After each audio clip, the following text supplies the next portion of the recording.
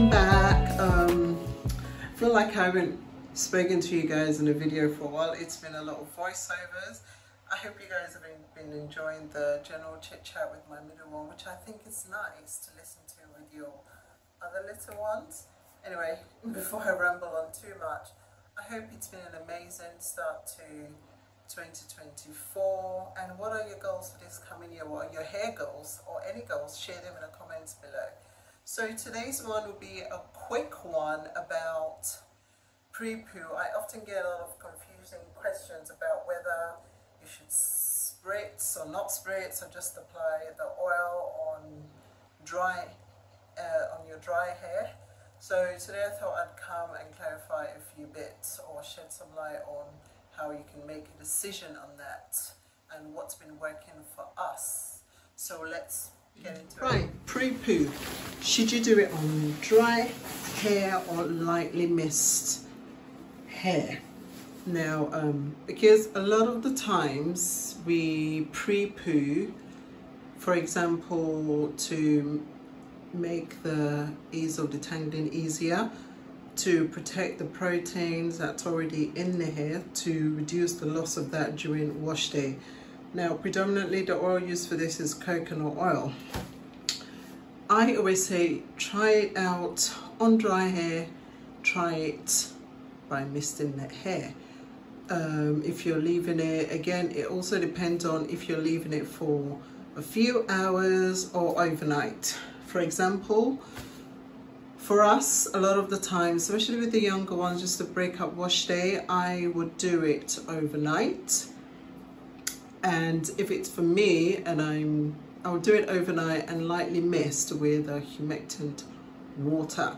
Now, the main topic is why the water. I always say if you're going to mist with the water first, and if the hair is quite prone to tangles, definitely go in with the humectant water, or a tea with some humectant in it. For example, fenugreek tea is a favorite of mine.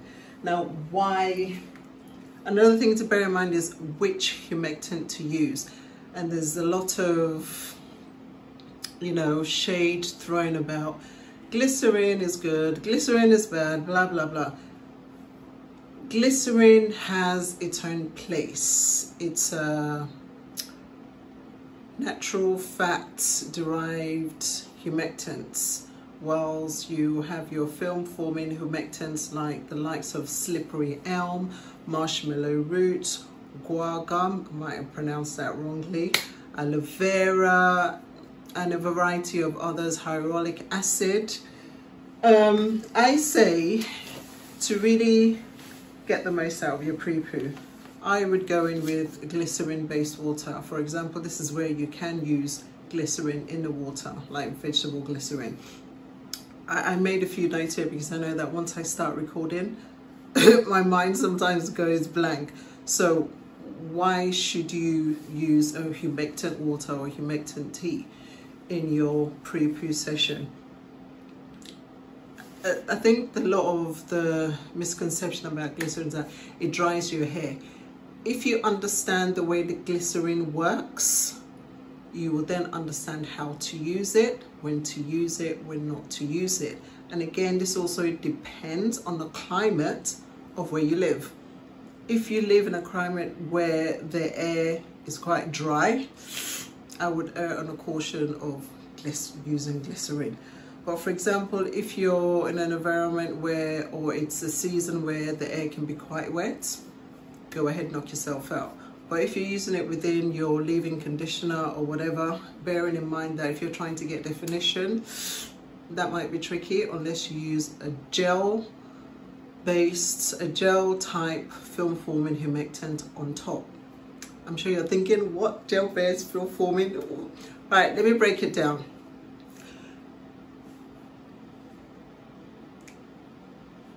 Fat-based humectants such as glycerin work in a way of they draw moisture from the environment into your hair. Now this is fab if the air is wet, which is why it's amazing in your spritz for Prepoo, because what it will do is it will draw in that moisture and keep it in your hair. And then with the penetrating oil, so it just keeps everything in for as long as possible. And it's an amazing, it's a good protection for during your wash session. Now, where the film forming one differs from the likes of glycerin, for example, slippery and marshmallow root, those are film forming humectants. Film forming humectants, when you use it, forms like a protective film around your hair. So what that does is that it keeps that moisture in your hair, the water in your hair, and slows down that rate of evaporation. Just basically slows it down. Imagine if something is going at this normal speed in your hair.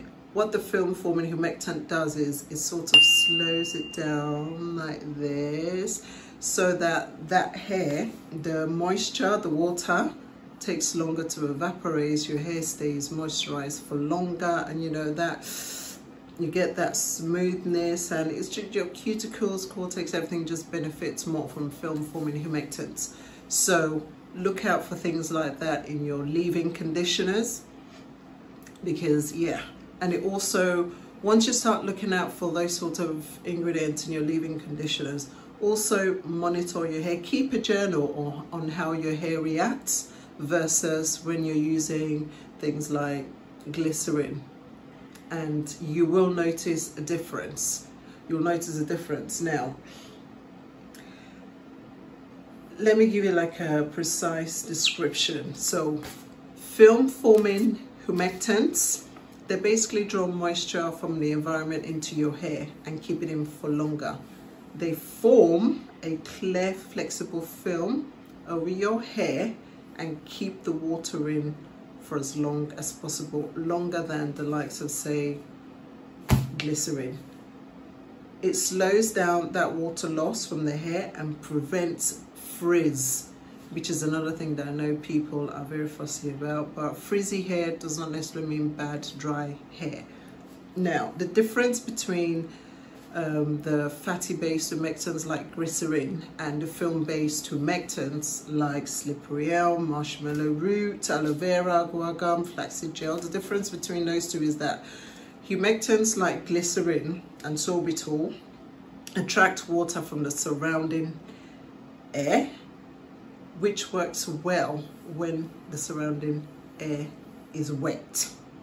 Okay? With the film forming ones, it has larger molecules which is what's able to form the film around your hair to keep that moisture in for longer. I hope that clears things up about when to use glycerin and when not to use it, so that it stops getting a bad reputation. It shouldn't be getting a bad reputation. The thing is to understand how something works. When you understand how it works, you will understand how to utilize it in your hair care, whether to avoid it or to keep it in. I hope all this has made sense and it's cleared up all the questions about glycerin, no glycerin. Should we spritz the hair? Should we not spritz the hair during pre-poo? I would say play about with both and see which one your hair prefers, because at the end of the day, you need to figure out the love language of your hair. Some people prefer their hair reacts to the pre-poo with just the oil on a dry hair and popping on the shower cap and then your treatment cap, which then provides the body heat, which opens up the cuticle of the hair to allow the hair to penetrate. Even if you spritz your hair, the same thing would still happen. It just depends on what your hair needs. And if your hair is quite prone to tangles, I would say definitely includes the misting. And when I say misting, you're not soaking it. Like, you want, get a light mist bottle like this. I don't know if you guys can see, but can you see it's a soft mist, You just need it to just lightly mist it, because what this does is allows the oil to glide a bit better along the hair. And you know, anyway, I hope all this has made sense. Please drop your comment, drop your questions in the comment section if you want me to clarify any other bits. I hope you found this useful, and of course if you found this useful, please let me know, like, share with your friends who are still struggling to understand benefits of the likes of humectants, and you've learned something new today from forming humectants. You now know what it is and how to utilize it in your hair. Include a demonstration on how I prepoo my older daughter's hair. So just so you get a visual demo on the whole prepoo and how we utilize it. Okay, enjoy. So this is my daughter's hair, 3 weeks wash day with remoisturize each of the weeks. So I'm starting off with a light mist of humectant water. It's just a light mist that I put on, not to soak the hair in water. So I make sure I get from the roots to the tip and I really massage it into the hair. That way every strand is coated with the water. And in this clip I actually used fenugreek tea, which I love, which has amazing slip and detangling properties. I also added a bit, I think it was a teaspoon of vegetable glycerine in it, just to further aid the detangling process. So I now apply the penetrating oil, which is my Ayurvedic infused oil, which is available to purchase. I'll pop the link down below in the description section. So I take my time to really work it into each section. That way again every strand is coated with the oil, and it gets a chance to really penetrate through deep into the cuticle and under the cuticle, and of course through to the cortex. And as you can see, I'm able to, separate the hair with ease, no snagging. So this is technically your first stage of detangling with your fingers, because you can feel for knots and gently remove it before then going in with a tool, if you do use a tool, and then twist up each section. That way there's no chance of it getting tangled again and all that hard work you're having to redo again. So yeah, I do this for all the section in her hair, and in total this is the amount of hair she lost during the tangling process. I now Bantu knot her hair to keep the hair further stretched, and I cover it with a cling film saran wrap or a cheap shower cap, and she pops on the microfiber towel hat thing, which then also provides more heat, and she goes to sleep in this. Thank you all so much for your support. Please subscribe.